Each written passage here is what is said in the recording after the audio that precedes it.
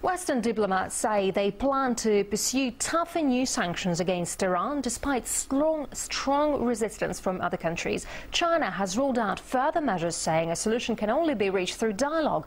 And we're now joined by RT's Marina Portnaya, who's in New York for us. Hello there, Marina. So the deadline for Iran to comply with the international proposals has expired. Can we expect new sanctions soon then? That's right. The U.S. imposed deadline on Iran over its nuclear program expired late last month, but a fourth round of sanctions to come down the pipe anytime soon is not likely, and that is because of China.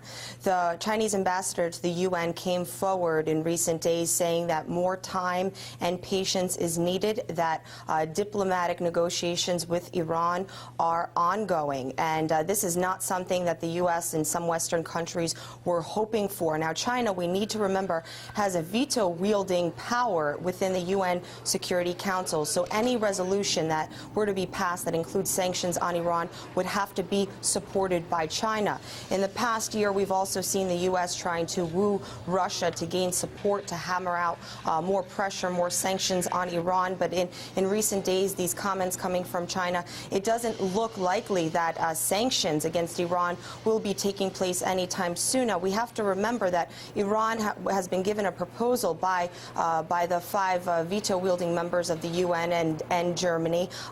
They've proposed to Iran that that they would enrich uranium for Iran and then ship it back to the country. Now, Iran says that it's enriching uranium, its nuclear facilities are only being used for peaceful purposes. The U.S. and some Western countries say that that Iran's nuclear program is an international threat because of all its secrecy. So Iran has not accepted or denied these proposals that have been made last year. The deadline has expired, but right now it doesn't look like sanctions from the UN Security Council will be coming down anytime soon.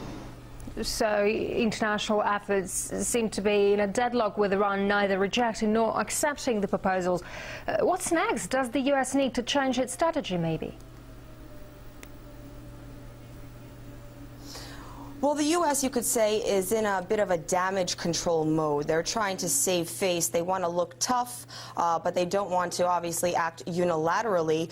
We have seen U.S. Secretary of State Hillary Clinton step out in recent days saying that that Washington will continue to put pressure on Iran, hinting towards possible sanctions on just the country's Revolutionary Guards. But it doesn't seem like that it would do much, considering there's been many reports that the Revolutionary Guards of Iran do not keep their monies or their finances going through and moving through banks. So it doesn't, it's not clear if that would even have any kind of effect on Iran's actions. Additionally, Washington and Europe are very concerned that if taking punitive measures against Iran, placing sanctions and hurting civilians in the country could help the Iranian President Mahmoud Ahmadinejad gain support under the banner of nationalism. And right now he's been facing opposition since his election last summer, which many people disputed the legitimacy of. So right now it's not clear what the U.S.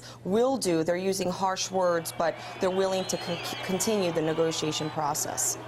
Yeah, and also President Obama promised to solve the Iranian issue through dialogue. Are there any real results? That's a very good point to bring up. Essentially, there are no results at this point that differ from the results that were in place 1 year ago. President Obama did mention, as he was campaigning for his position when he became president, that he will speak to his adversaries, that the U.S. must sit down at the table with Iran, engage them in dialogue, and refrain from these harsh tactics that he referred to. He referred the Bush administration taking. But right now, if you look at the moves being taken by the Obama administration, essentially they are similar, very similar to the moves and to the rhetoric being heard, from the Bush administration now to the Obama administration. There's many similarities, and President Obama also came into his position re-engaging the United Nations, something that the Bush administration was not known to do. So after re-engaging the United Nations, to go off off and act unilaterally is something that would look like a contradiction. But right now, to answer your question again, clearly there doesn't seem to be any different results right now under the new president of the United States. All right, Marina, thank you very much indeed for that report. Marina Portnoy reporting there live from New York.